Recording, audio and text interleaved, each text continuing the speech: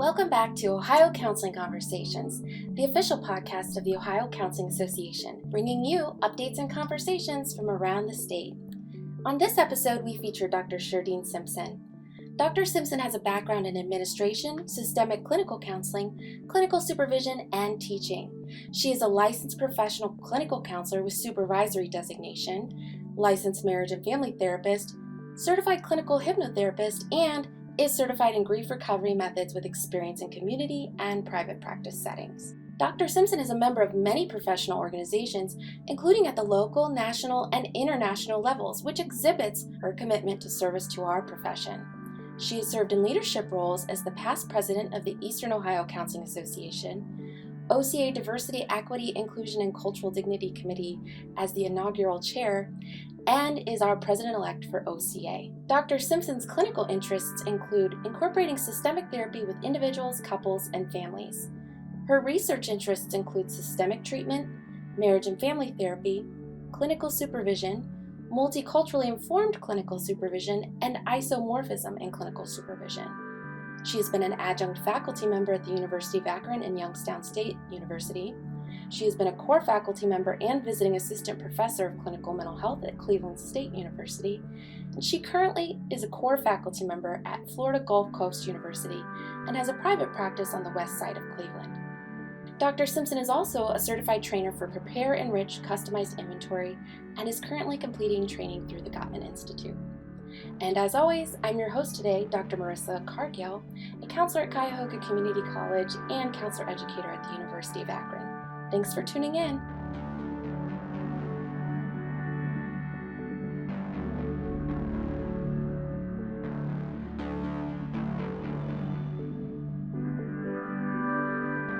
Oh, good morning. Thank you for having me today. I'm excited to be with you. Yes, we're so happy to have you as we continue on with our Meet the President series. And you join us as President Elect of Ohio Counseling Association. And we're excited. And, for some of the members who don't know you well, could you tell us a little bit about yourself? Yes, let me give you my brief commercial. I would say that I am a person striving to live life in purpose.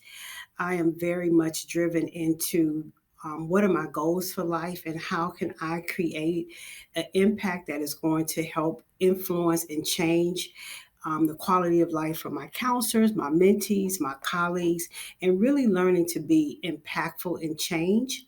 I am a licensed professional clinical counselor supervisor. I'm also a marriage and family therapist. I do a lot of grief work. I'm certified as a grief recovery specialist through the Grief Recovery Institute. I also train clinicians in the use of the Prepare Rich instrument. Currently, I am completing certification for Gottman Institute because one of my specialties is marriage and family counseling. And I have also a passion for diversity, equity, and inclusion, and in the process of completing a certificate on my campus to be a specialist in that area in my university community. So I think that is just a commercial about who I am. I'm passionate for leadership. I've been around in and out of OCA for a number of years. I actually got involved as a graduate student, like most people in our field, took a break and then came back. And I'm just excited to be a part of our dynamic OCA leadership team. Wow. Wow. And I love that you say it's a commercial, and especially that first part of your commercial saying that you're doing it on purpose. Because intentionality is so important in the work that we do and in the work that we support with our clients. So I love that. Um, great, Absolutely. great modeling. Like we have to do it on purpose. I love that. Yeah, Um, yeah. I think everything should be done. There's sporadic things that we would engage, but I think just as professionals to really be intentional and looking at what are we called to do. And if we operate at what we're called to do, we are much more effective. Mhm. Powerful. Okay, so we're kicking it off strong today. I love that. So, tell us, how long have you been a counselor? How long have you been at this? I have been a counselor now for 16 years. I completed my master's program. Back in the heyday, it was called community counseling before all the programs Mhm. changed Mhm. to clinical mental health. So I completed my master's program in community counseling at Kent State University. Yay, plug for Kent State. um, and so I have been counseling ever since. So I started just looking at being a generalist. And then when I went into my doctoral program, I went more into a concentration of couples and family counseling. So love clinical work and continue to do clinical work, even though I teach full time. I just have a passion for helping my clients have a better quality of life. And that's whatever that means to them. Okay, I like that.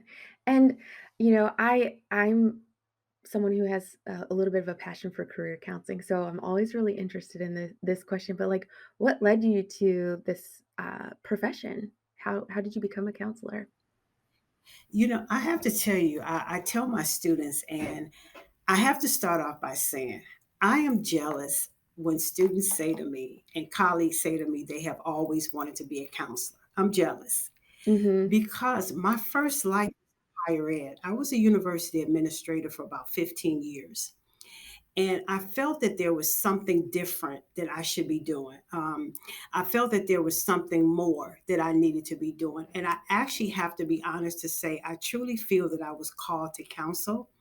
And I really believe that I answered the call to counsel with some hesitation because that involved at that time going back to school, getting another master's degree that I didn't want to do, but was necessary to do. And I could tell you, I am so excited and so grateful that I did follow that urge. But I truly believe that I was called to counsel, to be able to help journey with individuals with life challenges, to be able to help strengthen family systems, and really to be able to see clients just emerge from a caterpillar stage of being so overcome with presenting problems and watching them just grow into butterflies as they begin to utilize the counseling skills. So I think that has just been something that I have just embraced, and that has been just my identity in what brought me to counseling, being able to help people to be better. So that origin story was like there's this missing link, and Mhm. once you were able to get that, it really felt a little more complete for you. Yeah, I, much more you know, complete, much more yeah. complete. Yeah, and yeah, with hesitation, but I'm glad that I said yes to the call to counsel. Okay. Okay. So, um, why don't you walk us through a little bit more of the origin story of how you got to OCA? I know you mentioned it started in grad school, but what started the call into OCA? Let me say that, as a master's student, we were required to join OCA. So I did the membership and was not really active. I was around OCA, I should say, because a lot of my faculty were very active in OCA and they talked to us about it all the time. So on the master's level, I was just volunteer at All Ohio. So that was my way of being able to go to All Ohio and to meet counselors. And I thought I was fascinated by it. When I finished my master's program, like a lot of counselors, you kind of drift away from OCA a little bit. And really, in working and starting life, it was not at the forefront. Well, when I started my doctoral program, I had to complete a doctorate internship. So I had an internship residency at a hospital, but my passion was really to learn more about higher ed and teaching. So I applied to Youngstown State University because they had a 1 year doc faculty internship position. And I have to say, Dr. Kress, in sitting down with me and mentoring me, really I think she was just the bridge to get me reconnected with OCA. So connected that at that time, they had a position which no longer exists. It is a chair of archives. Okay. And she recommended me to be the chair of the archives committee. So here I am as a doc student going to these meetings in Columbus with all these, I thought, powerful folks, intimidated, Right. like, what? what am I doing here? But I was the archives chair for a year. And that was my first level connection with, I would say, leadership. My second level connection came from Dr. Jay Pativnak. Jake is also at Youngstown State University, and he called me one day and he was talking to me about EOCA. And I'm like, Mm. oh, that sounds fascinating. He said, well, I'm glad you're fascinated. He said, because I want you to get involved. And I'm like, what does that entail? He said, well, it'll be a good opportunity for leadership development. You love working with your colleagues, you love working with students, you have leadership ability, and I think this would be a good fit for you. And so I became active in EOCA. And in a very short time after that, I became the president elect and then served as president and past president. And I love EOCA. I'm still on the board and I still participate as much as I can based on my other obligations now as president elect. So I think that was just my kind of leadership ladder, but I would have Mm-hmm. to say that my leadership ladder started with being invited to leadership. Mm-hmm. Very much so. I was Yeah. invited to leadership, and that is a model that I currently use, that I invite future leaders, emerging leaders into leadership. Mhm. Mm-hmm. Okay. And that AOCC sometimes is a gateway to network with some of those leaders as well. I like that that's part of the origin, because I share that experience to some degree with you, so I can connect to that. So, to piggyback off of that, for new professionals or other counseling students, like what advice would you give them as they enter the field and are maybe looking for ways to get involved? Mhm. I think I would say to just new professionals, to graduate students, to know that there's room for each and every person in OCA. Sometimes in coming in and trying to just figure out where to go, one may not know what group to align with. They may not know that there is a chapter or division for them to become a part of. But I would say a good place is to explore the leadership certificate.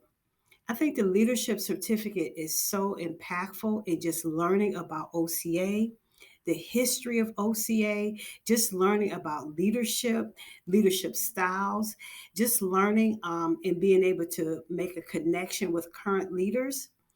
The next level, I would say, is to connect with the executive director and with Laura with the leadership certificate, because they are two people that are easily accessible, and they're two people that can help filter through and filter leaders into different pipelines.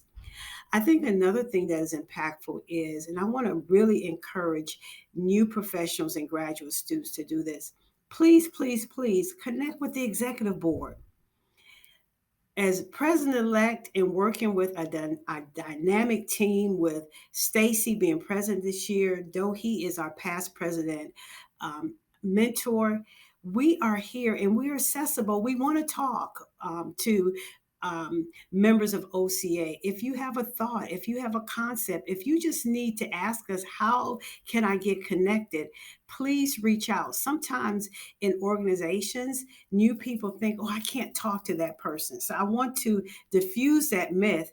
You can talk to us. Please talk to us and engage us, and we'll filter through. And one of the things that we're all big on is getting new members and graduate students connected. Let us be your bridge for connection. Mm-hmm. Right. We're counselors, we're collaborative. Let's do this, as a team. Ohio Counseling Conversations was created to support the sharing of information for OCA members and counselors in Ohio. So, we are excited to share news about your ability to create public service announcements, or PSAs, for the podcast. If you or your division, chapter, or committee would like to announce an upcoming event or continuing education opportunity on the podcast, you can fill out a form available on OCA's Linktree, also linked in the show notes of this episode. There are guidelines about when to submit to ensure your announcement appears on the next episode, and information about the length of your announcement. If you have questions, feel free to reach out to the podcast team at ohiocounselingconversations@gmail.com. We look forward to hearing from you soon.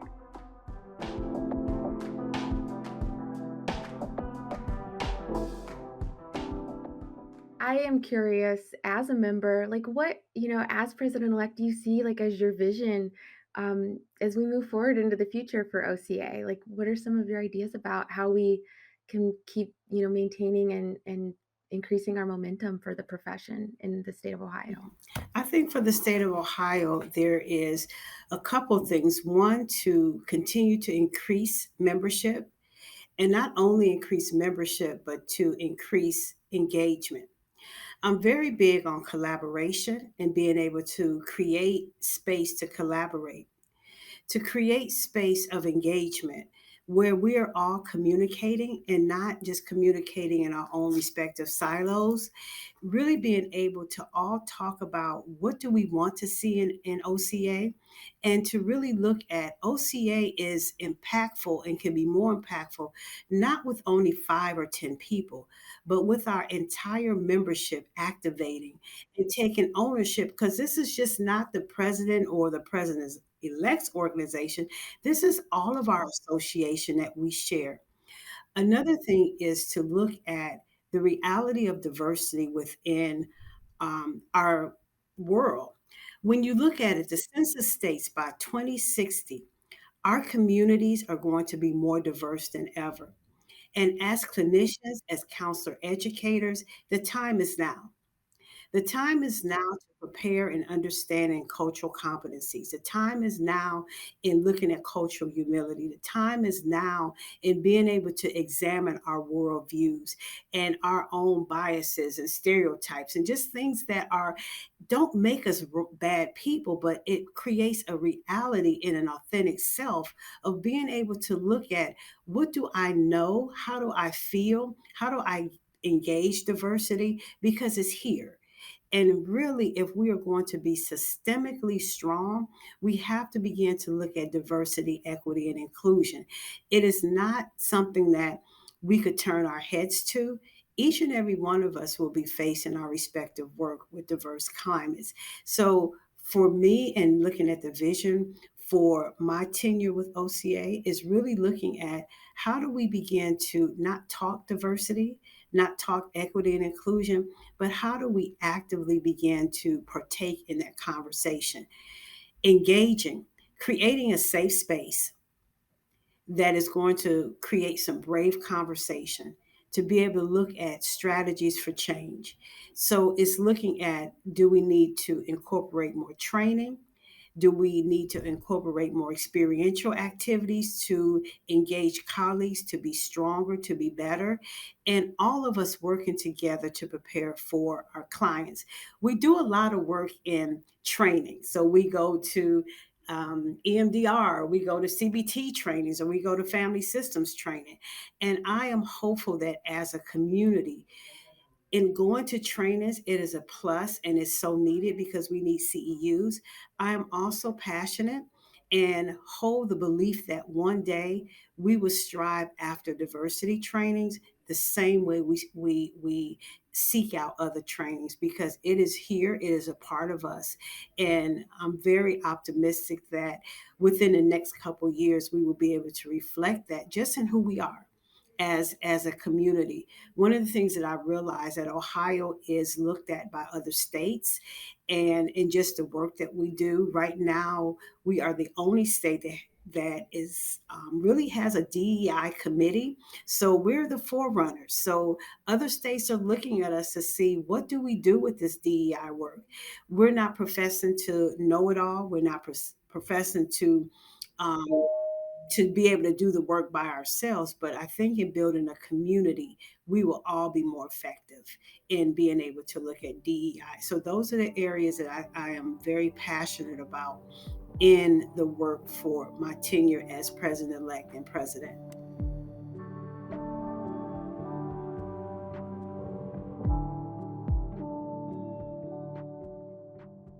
I would would say that my vision for OCA is twofold. One, to begin to look at where are our membership and to look at increasing engagement.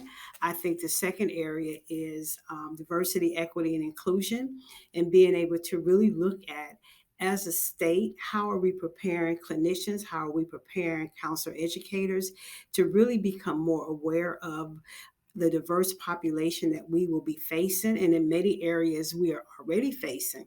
When you look at the data and the census for 2060 and stating that the majority of the clients and the students that we will be working with will be from diverse backgrounds, I think it's very important for us to begin to engage in OCA in having those conversations. And how do we begin to educate our clinicians? How do we begin to educate our counselor educators to really look at the embracing diversity? And what does that look like in their clinical practice? What does that look like in just the work that they will be doing with these populations? But I think before we get to the work, one of the things, just looking at my systemic background, Aponte talks about the self as therapist and being able to understand the self as therapist, the self as supervisor, and what does that play in how we train others.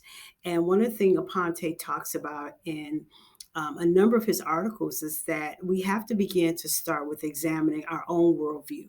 So, in examining our own worldviews, we have to be able to understand that it's not right or wrong, it's not good or bad. It's just that our family of origins are different, our values may be different.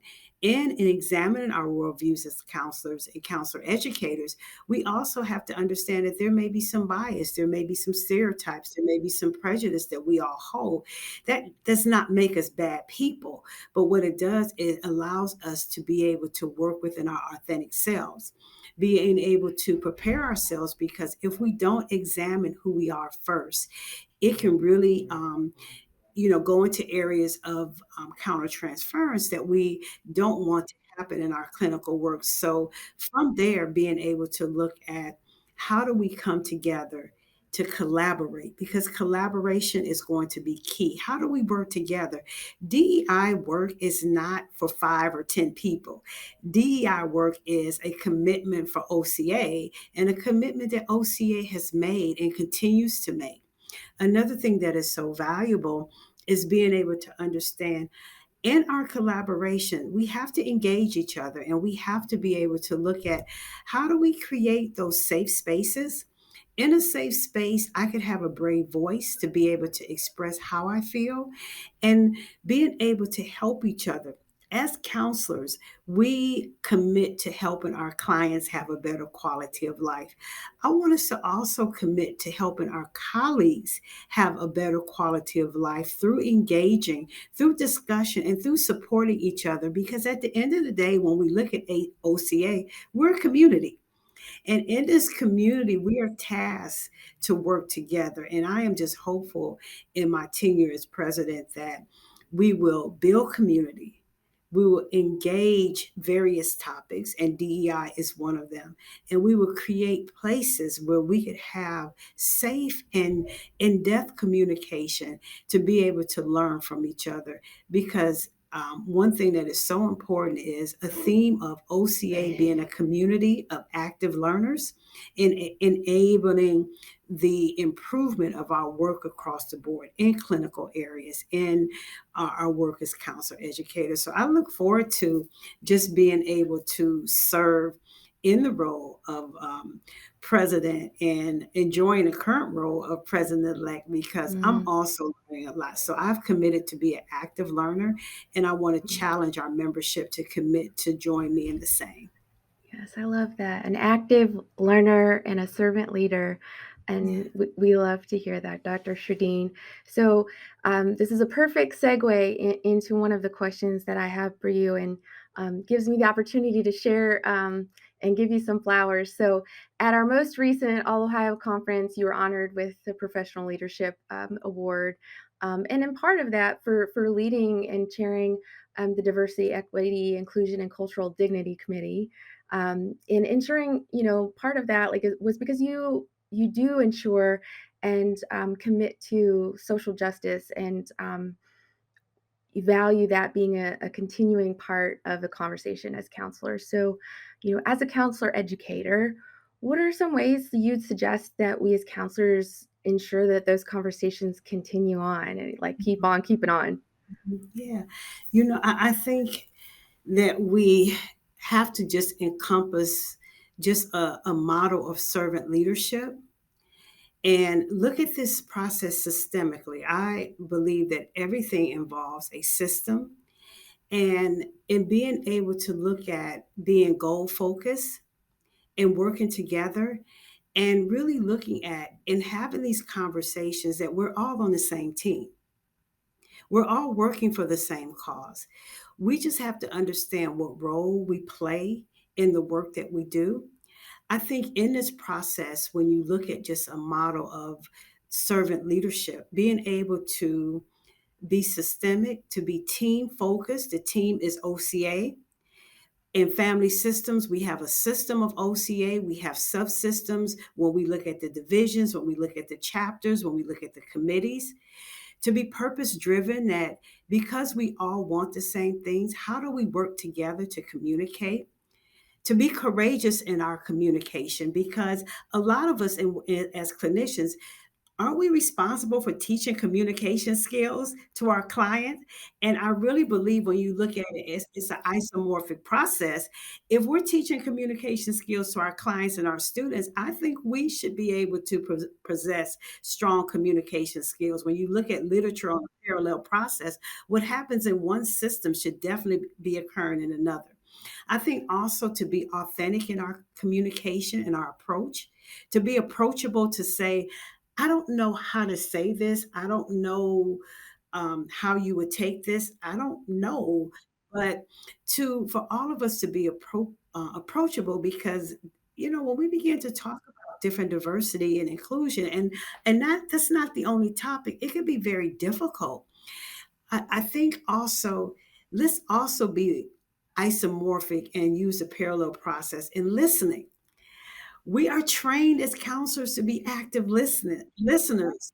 So let's listen to each other, uh, because it's so much work that we could gain from just listening. I think in building a community of trust where we can trust each other, and to become long term thinkers. This process of incorporating DEI and leadership is not just for today. In OCA, we have to think about what is that going to look like long term. All of these topics that we're dealing with now, each president may have ideas and issues that they're passionate about, but ultimately, how does that affect the long term processes that OCA would have to look at? Because most importantly than a president is the longevity of OCA. Presidents will come and go, but OCA is here to stay. I think also looking at personal growth and value, and to create, lastly, a connected community. In OCA, we live in different parts of the state. Some OCA members and live in different parts of the country. But most importantly, how do we stay connected? What is the bridge that is going to connect us all in the common work that we all have been called to? So I'm just excited about looking at how to bring us all together. And we've been doing Hmm. such a good job, but Yeah, there's still work that we need to do. yeah. And let's do it on purpose, like you said at the beginning of the interview. We'll do it on purpose. And let's do it on. Yeah, yeah. So, Yes. you know, I'm really excited about all of those ideas that you have, and I'm excited for us to do that on purpose. In considering our field and our profession, like I'm curious, in terms of uh, some of the challenges that you see our profession having. Like, what are some of those challenges you think we're facing as a Mhm, profession right now? mhm. I think just some of the challenges, natural, just counselor burnout. Mm, Counselors are overwhelmed. I think the pandemic created a different culture for counselors and counselor educators. I'm not sure that we were able to truly exhale and to replenish from the work during the height of the pandemic. I think so. So much with burnout and still trying to get a hold of what does this world look like now, not only for our clients, but what is it like for us? Because things are different. So I think that is something that I have experienced. Another thing is just preparing clinicians and counselors to be prepared to work with clients now because the issues are more saturated. We're seeing more mental health diagnoses than ever. We're seeing people who never experienced challenges are now experiencing challenges because of the change. We're seeing a climate of trauma. When I first started counseling, we talked about trauma, but not the way we're talking about trauma now. We have so many different levels of trauma. We have, you know, trauma through abuse, trauma through trafficking, trauma through racial trauma. We have gender trauma. We have so much different trauma now. So I'm seeing that trauma informed care is really taking on a different face in training. So I think those are the areas that I'm really seeing that are really existing in our field. And then again, with just, diversity across the spectrum and diversity and understanding and supporting, you know, sexual orientation and sexual identity and, culture and race. And just when we look at the spectrum of just multiculturalism and the umbrella of all of the groups that are connected to the multicultural strands and just the challenges that they may be experiencing right now. Okay. And, alternatively for that strengths-based approach, like what are some exciting things you see happening for us as a profession? Mhm. I think when we look at strength based approaches and look at being able to embrace what we're doing well, because we're doing a lot of good stuff and we're doing things that are very impactful. To be able to look at ourselves individually and collectively as a community, to know that for Ohio, I'm so proud to be connected to OCA because a strength that we have is that we're very proactive. When issues present themselves, we're very proactive in being able to address them. So, and I think we're doing a really good job. I think another strength that we have is that we don't profess to be in the know-it-all and end-all of everything, but we are very resourceful and we're very open to tapping into our resources. And I think that is definitely a strength for Ohio that we could grow in really. Awesome. Awesome. So, last question, and it's linked to the title of the podcast because we're about having conversations. What are some important conversations that you feel counselors in Ohio or in general should be having with each other or with their clients? Mhm. Mhm. I think for counselors, I would like counselors to really begin to have conversations about what they need. Yeah. What do you need, especially with OCA? What do you need from OCA? I think that it's difficult for leadership to assume. I think it's unfair because as a paying member, you have a voice. You have a voice, you have suggestions, you have ideas. And I think it's really important to just really get a sense of what are the needs of counselors? What do you need? What could be helpful to guide how we begin to reframe OCA and how we could be a better support. So for me, it's really wanting counselors to feel comfortable to be able to say, this is what I need. And these are the supports. These are the programmings that I would like to see for OCA. I think that will be very impactful. That's building a community Okay. that is creating a safe environment to have brave Hmm. conversation. Mhm. Yeah, I love that, and I hear that servant leader's heart coming through in that response because um, what I'm hearing you say is, "How can I help? How can we be of service to you? What do you need?" So, That is wonderful. Dr. Sherdene, thank you so much for joining Ohio Counseling Conversations. We're so happy to have you. And we hope that, we'll be hearing a lot more from you as you continue on. And we thank you for your service to the Ohio Counseling Association as well. My pleasure. Thanks for having me. Alrighty. Well, thank you all for listening, and we'll see you on the next episode. Have a great day, and we'll see you soon. Ohio Counseling Conversations is on a mission to make this podcast meaningful to you, and we can't do that without your help. A feedback form is linked in the show notes for this episode and is also available on the OCA Linktree.